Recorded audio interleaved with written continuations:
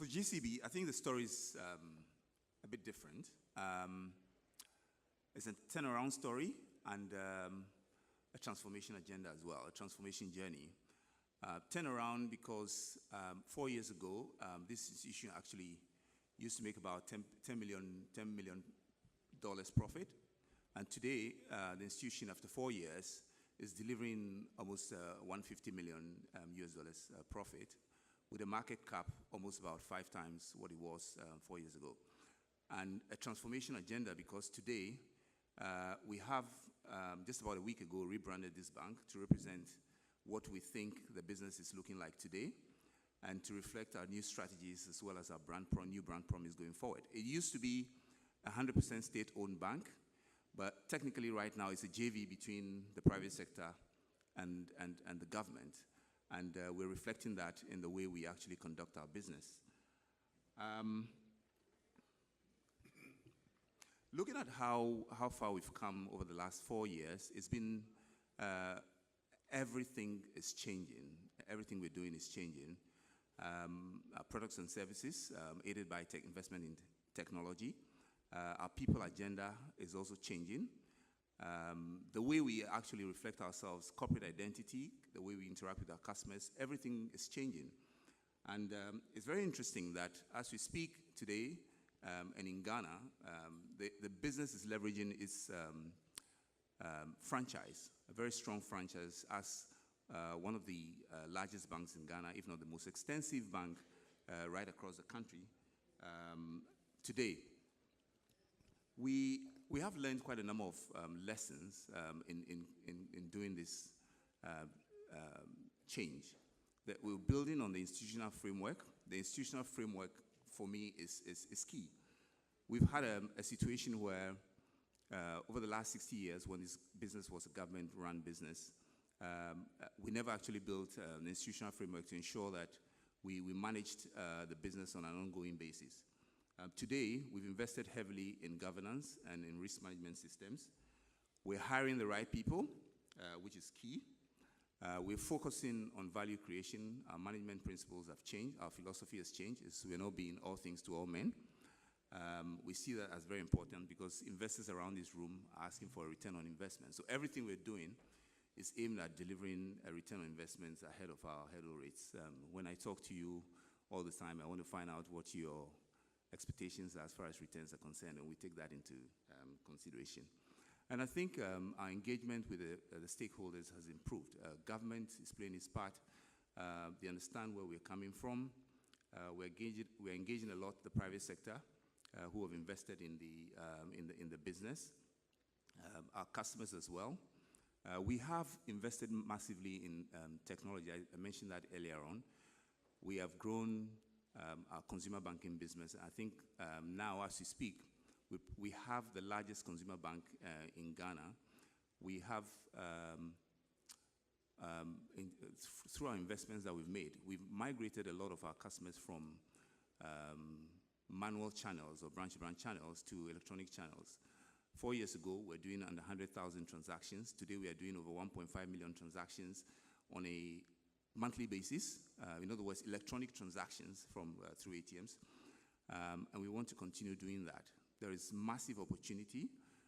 24 million people, about 50% of them are bankable.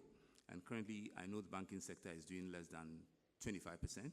So there's a lot of opportunities to actually expand in that space. So everything we're doing is we're trying to build a template in Ghana, consolidate our positions in the market before we start thinking about expansion, geographic expansion, because that's also offers us great opportunities for revenue. You may have been looking at our performance over the last years. Bumpy, the volatility was great, but the diversification of our portfolio into the retail business, corporate business, transaction banking business has helped a lot to stabilize our business, and we want to continue in that space. We are investing heavily in the cards business. We are the #1 issuer at the moment in the country. We're building an acquiring business as well. So that's the next phase of our development as far as the cards business is concerned. and we will very soon be launching our mobile point of sale business, which is just about to take off in the Ghanaian market. The point of sale business is a big one in Ghana. It hasn't yet started, but I think with the regulators thinking about promoting a cash-light economy, that perfectly fits in very well with this strategy of advancing our mobile technology and card business as well. So generally, for us, the big lessons there, for me, if you ask me to just summarize that, we need to continue building institutional capacity. We need to continue to invest in the right people. That has made a big difference. We have people coming from different banks, international banks working with us at the moment at various leadership levels. It's helped a lot to provide the direction that we needed in all the different critical areas of our business.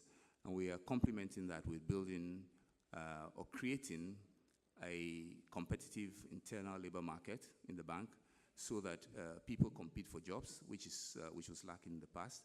So that has really worked. We're getting the right people coming up and showing what they can do to move this business forward.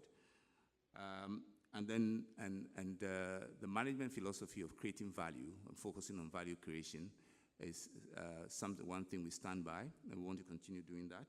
And just a sheer tenacity of purpose. We are all singing from the same sheet, and that clearly, there's a clear line of sight between the board, the management, and everybody.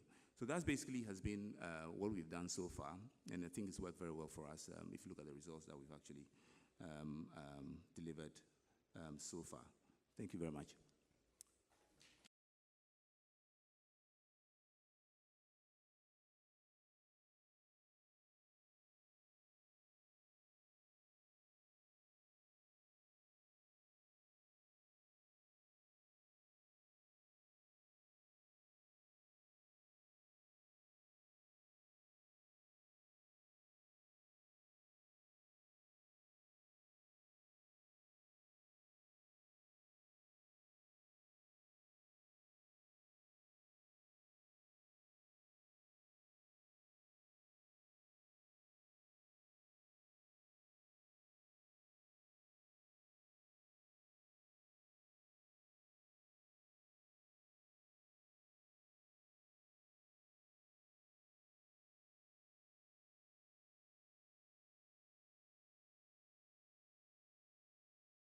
Doing business in Africa, you can't afford to be without Africa Investor.